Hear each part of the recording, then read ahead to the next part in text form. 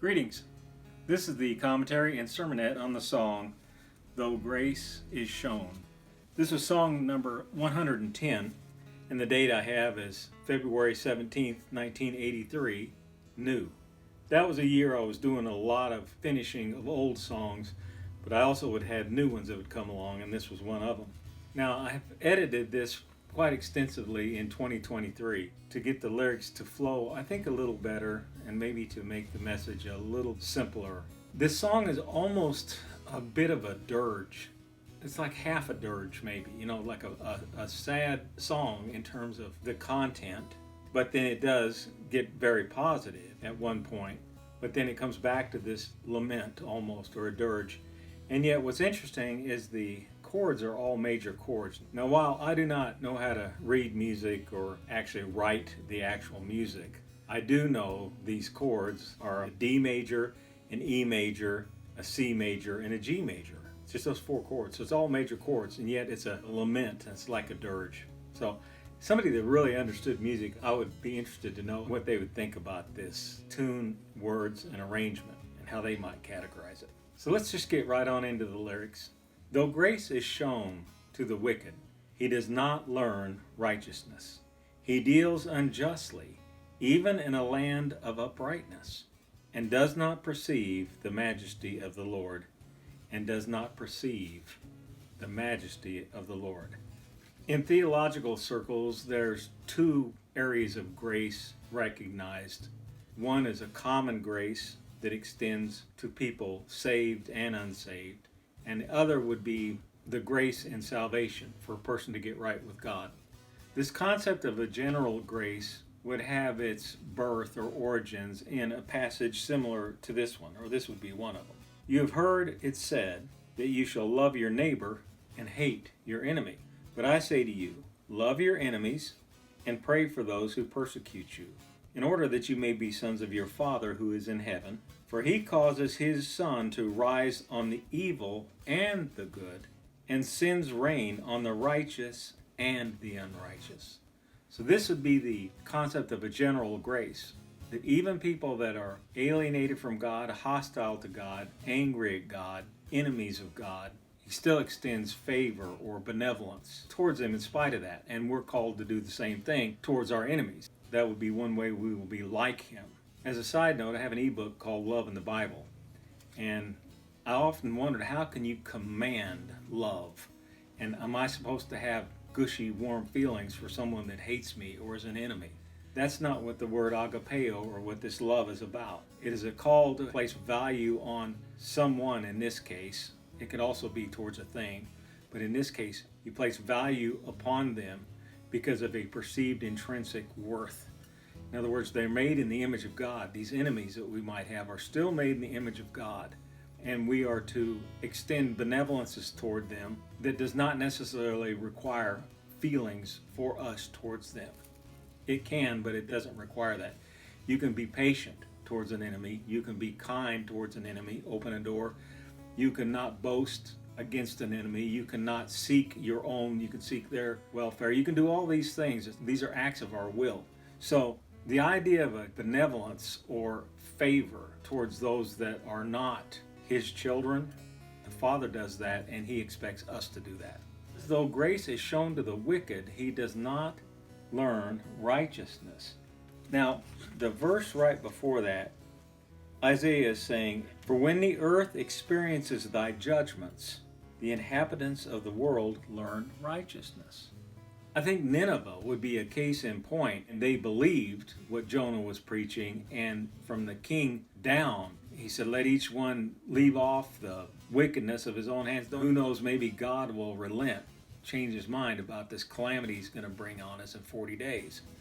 So a lot of times when crisis comes, whether it's an individual, a nation, or the world, people can, quote, learn righteousness, but they wouldn't learn it in terms of it becoming a part of them. There's a big difference. And you put the squeeze on people, and all of a sudden they'll start confessing things that they've been doing, and they start begging God for mercy and forgive me, and I'll never do this again, or I'll never do that again. You save me from this. I'll quit doing this, quit doing that. Then things get easy again, and because they haven't learned it where it's a part of them, they'll go back into it. Now, one of the greatest afflictions that sinners have is ease of the environment. That is a huge reason why our nation is in the straits that it's in. So, though grace is shown to the wicked, he does not learn righteousness. The benevolence of God towards somebody, whether an individual or nation, it does not translate into righteousness. It actually translates into more degeneracy, because our nature is one where we will go downhill. And then when you have people joining hands, so to speak, to promote some deviance, whatever it might be, they get stronger and stronger in that, and so it accelerates the downward trajectory. When I got out of high school and went to college, I degenerated very quickly. My mom and dad wanted to blame it on these bad influences and bad friends. All they were was a catalyst for what was in me, and that just strengthened me to be doing things that were deviant. And that happens as an individual, and it happens as a society. I looked at myself as a young man, and for God to reach down with saving grace, to call me to himself, Lord of everybody that's ever lived on this planet, I am the least deserving of anyone. I have grown up in a country where I've only known freedom.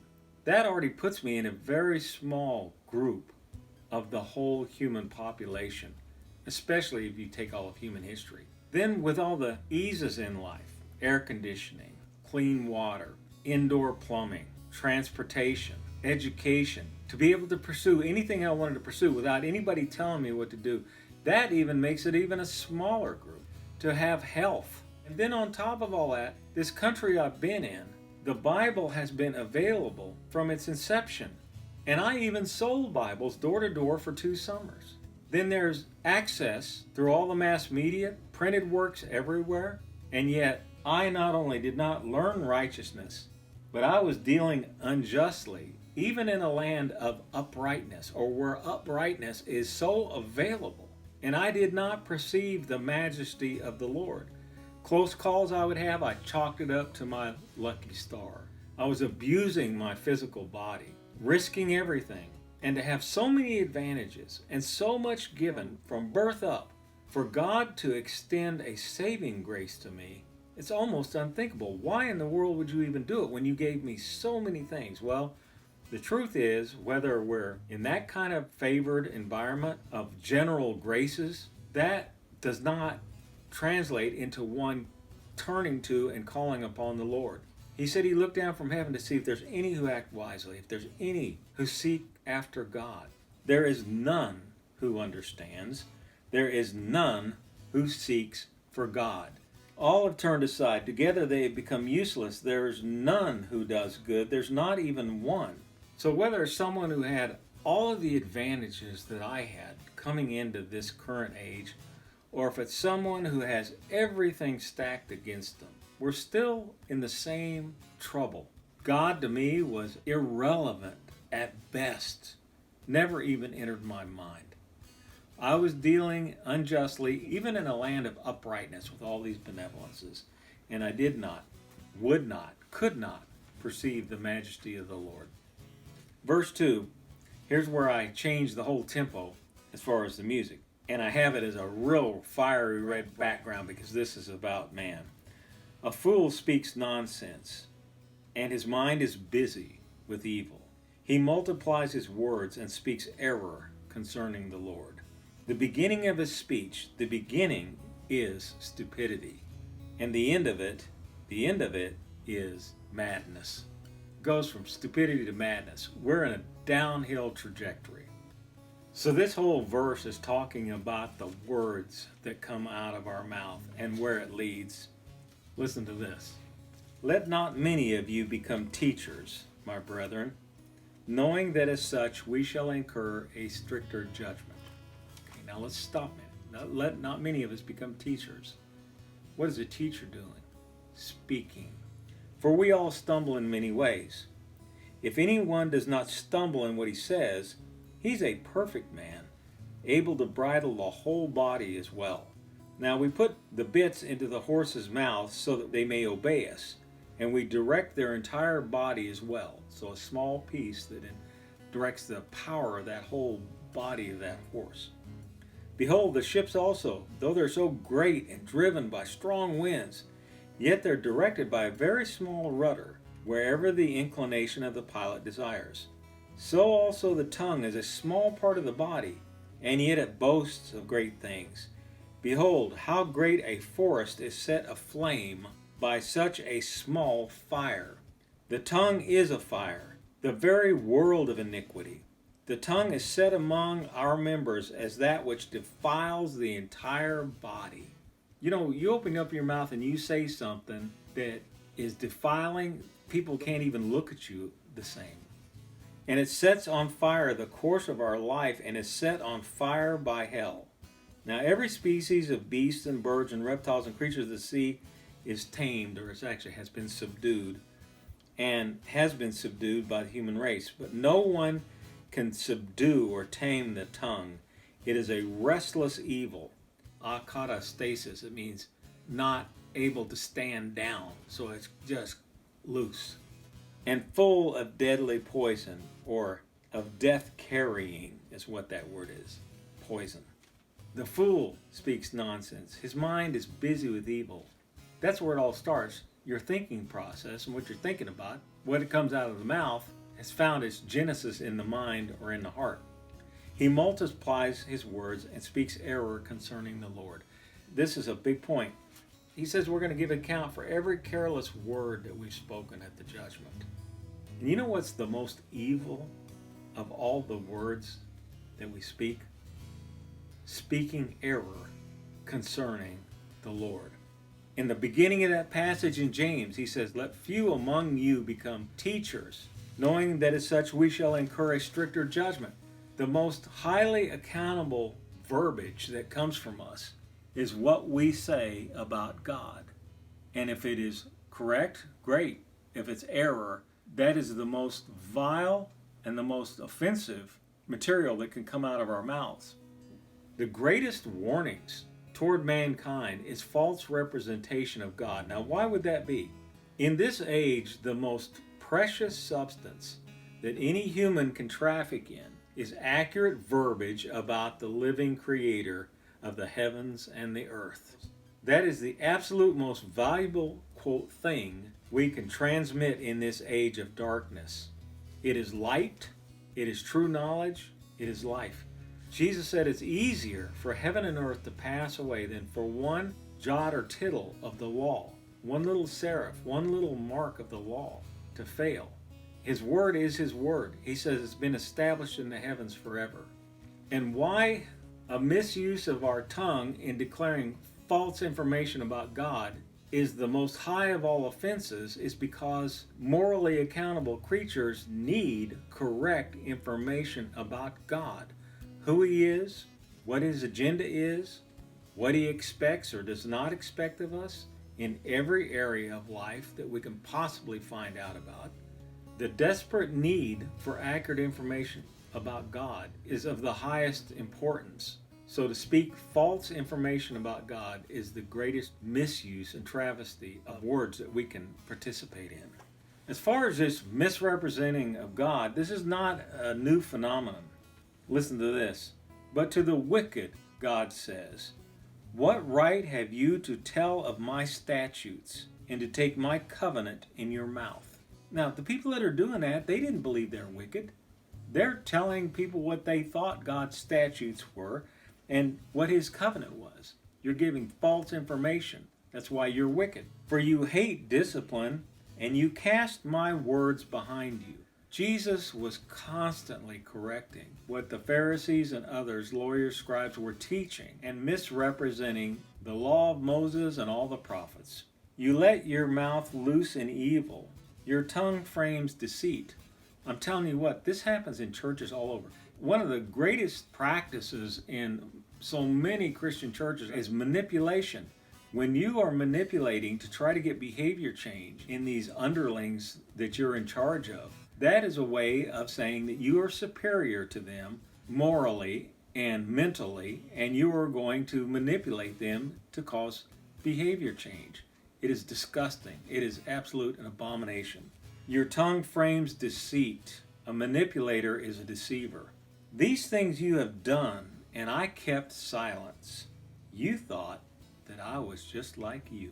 When God is silent, they assume that what they're doing is okay. It's easy to misinterpret this general grace. It must be okay because God isn't moving against me. I will reprove you and state the case in order before your eyes. Judgment day is coming, and what he thinks about everything is all that will matter. Now consider this, you who forget God. Well, they didn't think they're forgetting God. They're talking about God. No, they've forgotten who God is. There's no fear of God before their eyes, and they're doing what seems right in their own eyes, and they're making God according to their own image and likeness. The Bible is filled with this material. Many will say on that day, Lord, Lord, didn't we do all these things in your name? They know exactly who they're talking to. It's an intensive cases. It's an intensive argument. And they've left this age thinking they had served not just God, but Jesus himself. And he says, depart from me, I never knew you. You who work iniquity. You made up your own Jesus according to your own preferences and likes. Consider this, you who forget God, lest I tear you in pieces and there be none to deliver. He who offers a sacrifice of thanksgiving honors me, and to him who orders his way aright, I shall show the salvation of God. God is real serious about all this. Doesn't matter if we like that or not. That's just the way it is. Now back to my song, that's where I throw in one statement where I say, O Lord, remember your covenant, for the dark places of the earth are filled with the habitations of cruelty. So when you have fools that speak nonsense, their minds busy with evil, they multiply their words, they join hand in hand, they speak error concerning the Lord. The beginning of that speech is stupidity, and the end is madness or wicked madness. And I'm saying, Lord, remember your covenant, that in the midst of your wrath to remember mercy, and that your mercy will boast against your judgment. God, have mercy on me, have mercy on us. Why? Because the dark places of the earth are filled with the habitations of cruelty. Whenever you leave God out of any area of human activity, it always leads to death, destruction, cruelty. You leave God out of the medical profession, it leads to, quote, doctors and, quote, nurses, killing the preborn population. But you leave God out of governance, and instead of public servants, which I've talked about, and that's what he says governing officials are, what you have are despots. When God is left out of sex, he's the one that created it, but you leave him out of it, and every possible perversion you can come up with is happening. When you leave God out of any area, it starts with stupidity, and it degenerates into madness. Back to the song. Will they not go astray who devise evil? A question is the strongest form of statement. The answer is yes. And in the video, I have a scene from South Florida where it's a path that's all broken and a little bit crooked, and then the whole area is just this tangled mess. And you get off of that and there's no telling what's lurking in all those side ferns and all the rest of it. But kindness and truth will be to those who devise good. For the noble man makes noble plans, and by noble plans he stands. The noble man makes noble plans, and by noble plans he stands. He stands. He stands. We got choices to make. Choose your causes carefully. You can choose causes that are going to end up crumbling, or you can choose causes that God himself will honor and that will produce fruit that lasts. Now back to the lyrics. I do the first verse again, but this time it's with the different music. It's with the more aggressive music. Though grace is shown to the wicked, he does not learn righteousness. The music might be different, but the same result. Grace being shown to the wicked, he does not learn righteousness. He still deals unjustly, even in a land of uprightness. Human nature just does not change on its own. Even when we're born again, human nature, we don't reform it. We're to put it to death. God is not interested in reforming my old man. If by the Spirit you are putting to death the deeds of the flesh, you will live. We're to put it to death. God isn't trying to fix the old man. We are born again and a new nature comes, and now we need to feed and grow in that new nature and put to death the old man. He's actually becoming worse as we age. He's being corrupted even more just by experience and by time. That's why the speech that starts in stupidity, it ends in wicked madness. We degenerate as we go through life, and God is not interested in reform. He's interested in renewal and putting to death the old man. Concerning the world as a whole, the best we can hope for is to put mechanisms in place that thwarts man's most destructive impulses, and then it must be enforced. That's what governance has to be. To think that human nature is going to change is an error of massive degree. Human nature does not change. And in the video, when I say, and he does not perceive the majesty of the Lord, when it's the heavier beat going on, that's a picture of me walking. It almost looks like Bigfoot. And this glorious majesty of God behind, and yet all you can do is you're just walking and looking us right in front of you. You just miss it all. And does not perceive the majesty of the Lord. And that's where in the video I break to a picture of the Rockies, and I think it's looking at the Continental Divide, but it's just phenomenal. The wicked does not learn righteousness and does not perceive the majesty of the Lord. The majesty of the Lord of the Lord. That last photo there of just the Rockies, God's majesty stands alone, and he will not share his glory with another. We bring nothing to it. We bring nothing to the table. We can deny it. We cannot perceive it, but that does not negate it.